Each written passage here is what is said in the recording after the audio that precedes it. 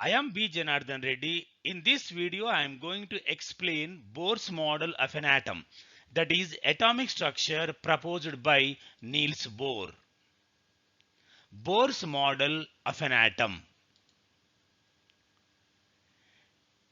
Niels Henrik David Bohr was a Danish physicist who made foundational contributions to understanding atomic structure and quantum theory, for which he received the Nobel Prize in Physics in 1922. According to Niels Bohr, electrons revolve around the nucleus in circular orbits, and these circular orbits do not lie in any particular plane, isn't it? They lie in space.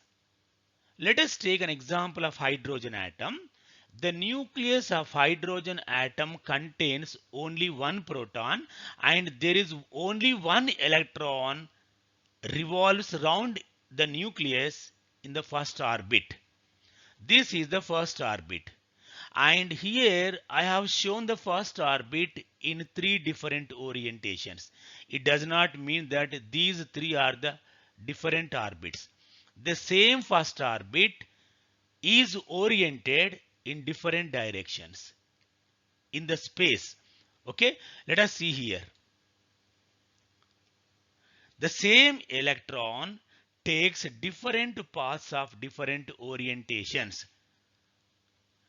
So here what I am going to say is that electrons do not revolve around the nucleus in planar orbits. Instead, they revolve around the nucleus in space.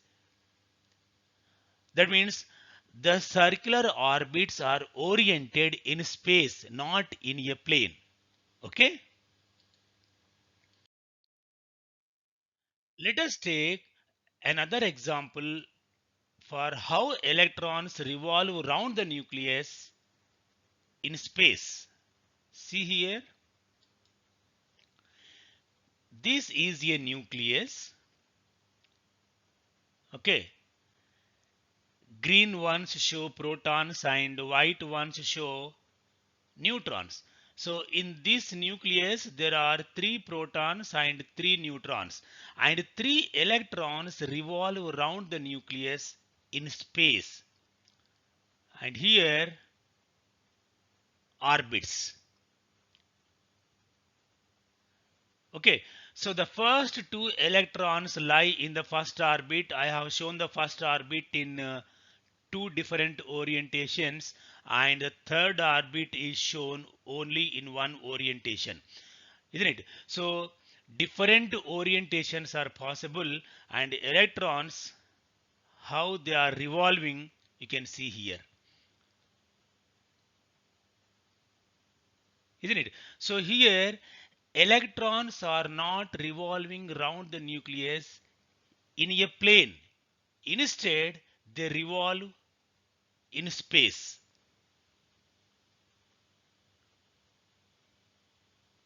Okay, so whatever the circular orbits proposed by Niels Bohr are not planar orbits.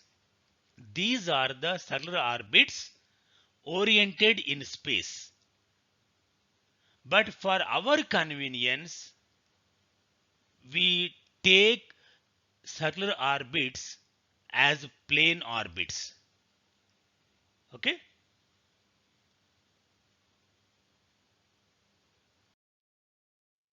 Let us study the postulates of Bohr's model of an atom. Postulates of Bohr's model of an atom. In an atom, there is a lot of empty space.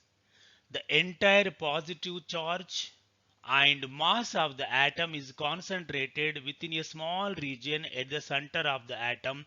That small region is called as the nucleus. Therefore, nucleus consists of protons and neutrons. For that, nucleus is positively charged. Why? Because positively charged protons are there in the nucleus, and around the nucleus electrons revolve in definite circular paths. These are called as the orbits or shells. See here, in an atom, electrons, that is negatively charged particles, revolve around the positively charged nucleus in a definite circular paths called orbits or shells. See here, this is the nucleus. It has a positive charge because protons are there in it. Protons and neutrons are there in it, isn't it? And this one is the first shell or orbit. In this, two electrons are revolving. Here I am showing all the orbits in a plane. Actually, they will not lie in a plane, isn't it? Why? Because orbits or shells are oriented in different directions in space.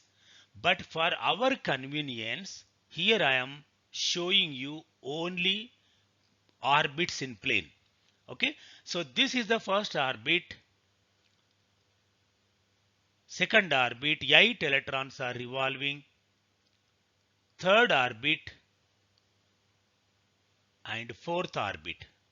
Okay, so this is an atom, for example, and these are the electrons, and these electrons are revolving around the nucleus in definite circular orbits. Why definite? Means each orbit or shell has a fixed amount of energy. The energy of shells or orbits increase as we move away from the nucleus. That is, the energy of the electron in the first orbit is less than the energy of the electron revolving in the second orbit, so on. Okay?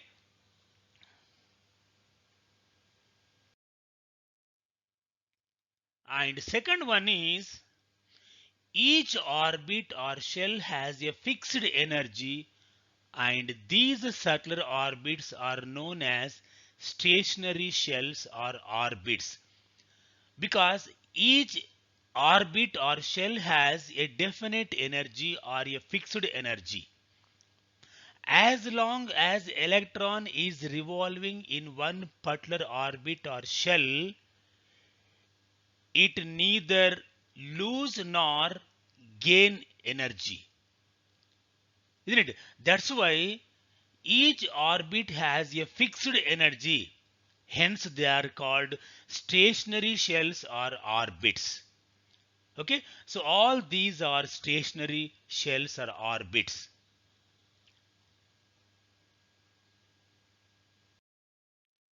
Isn't it?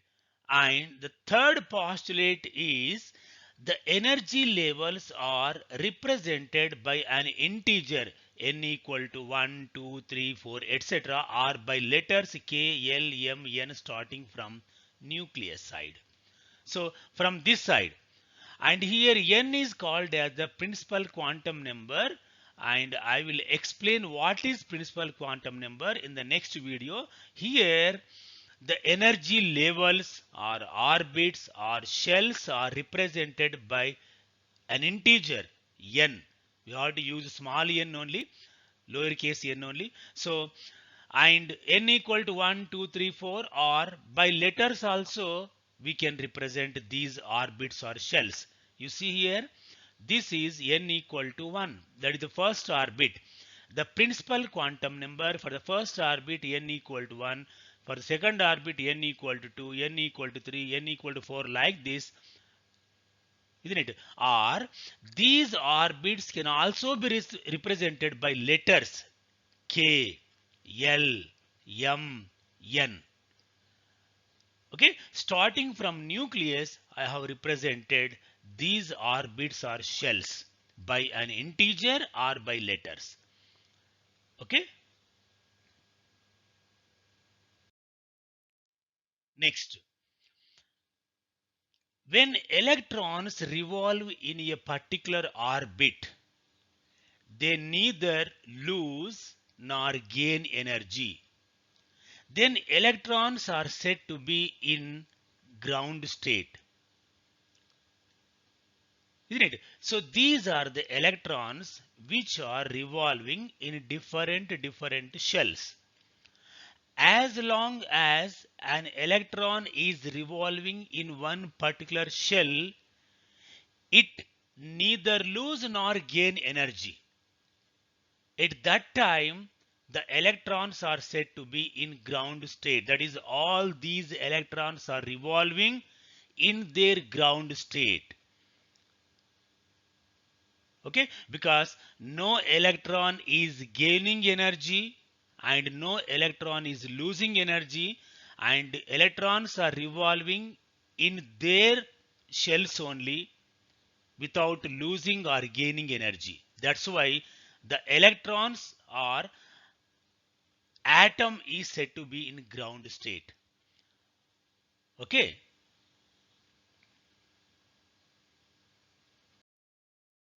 Now, what happens when an electron gains energy or loses energy? See here, when electron gains energy, it jumps from lower energy state to higher energy state. At that time, the atom is said to be in excited state, and the atom will not last for longer time in the excited state. The electron immediately comes back to its position by releasing energy. You can see here,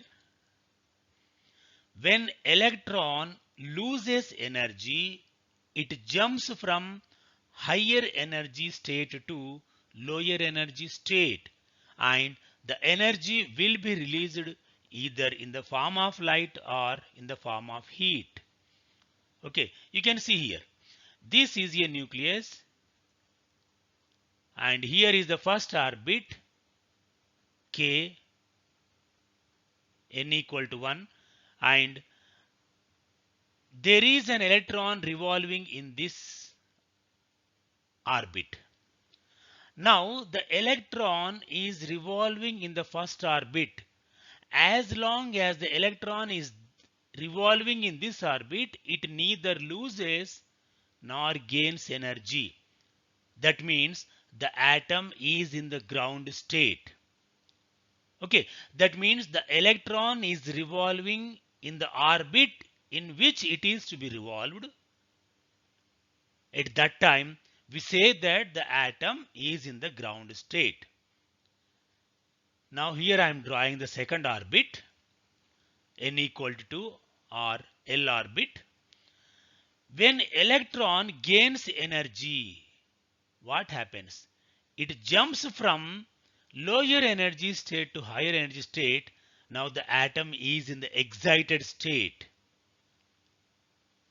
Now the atom is in the excited state because the electron has jumped from lower energy state to higher energy state.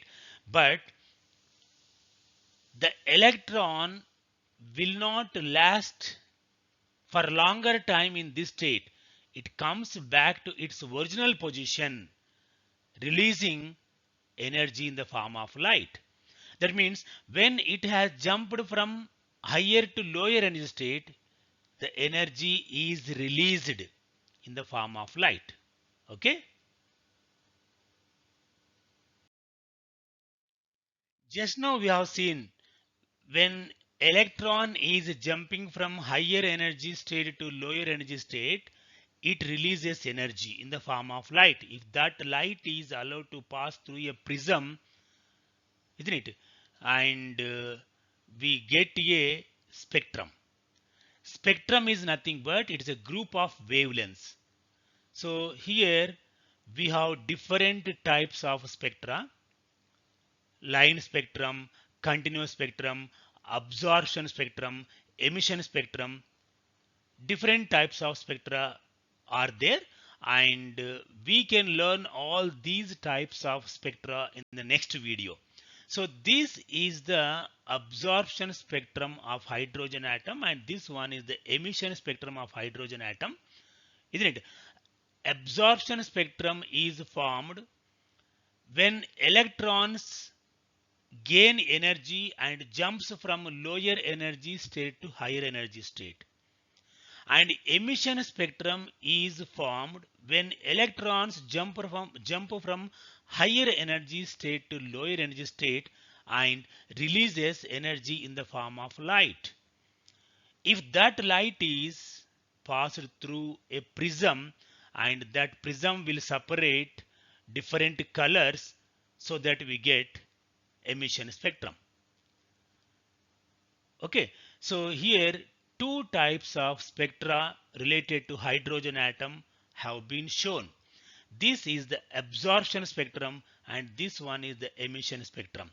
Okay, so in clear we can learn about the spectra in the next video. See here,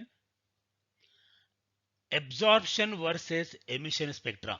An absorption spectrum is produced when the electrons of an atom absorb energy, that is low to high.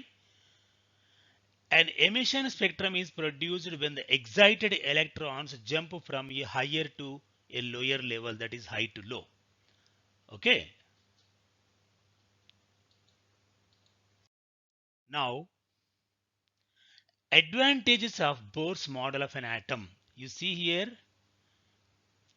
it explained all the line spectra of hydrogen atom. Isn't it? What is line spectra and what is the continuous spectra will be explained in the next coming video. That total video is meant for spectra only.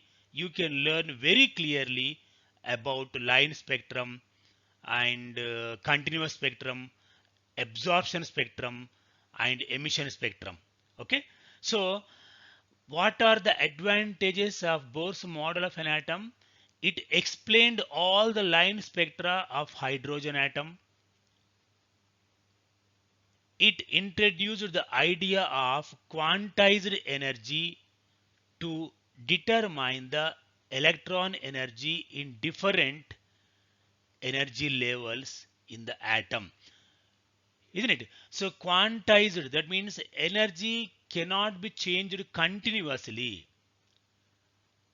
An atom loses or gains energy in the form of packets, in the form of quanta. Atom does not take energy continuously, isn't it? It does not lose energy continuously. That means here energy is quantized. Energy will not change continuously. Okay. Then what are the limitations of Bohr's model of an atom? So here are the limitations. You can see Bohr's model of an atom failed to explain the Zeeman effect, that is effect of magnetic field on the spectra of atoms, isn't it? So when the hydrogen spectrum is taken under the influence of magnetic field, one big line is split into smaller lines. Why these lines are splitting into smaller lines could not be able to explained by Bohr's model of an atom. That effect is called as the Zeeman effect. Similarly, it also failed to explain the Stark effect, that is effect of electric field on the spectra of atoms. That is when the hydrogen spectrum is taken under the influence of electric field, at that time also one big line is split into smaller lines. That means we get fine hydrogen fine spectrum. In both cases, one big line is split into smaller lines. Why these smaller lines are getting under the influence of magnetic field and electric field? This could not explain by Bohr's model of an atom. And the third limitation is it could not explain the spectra obtained from larger atoms. So Bohr's atomic model is able to explain the spectra of singlets, that is atoms or ions containing only one electron, and it could not explain the spectra obtained from larger atoms, that is atoms having more than one electron, isn't it? You can see here, this is a line in line spectra of hydrogen atom, say, and without magnetic field this line appears like this, and in the presence of magnetic field, that is when this spectrum is taken under the influence of magnetic field, this line got split into three smaller lines. Why these lines are splitting? And this spectrum is called as the fine spectrum, and Niels Bohr model of an atom could not explain the fine spectrum of hydrogen atom. And what is spectrum, how different spectra are formed, and one separate video is dedicated for that, and the next coming video I will explain the spectra very clearly. Okay, thank you.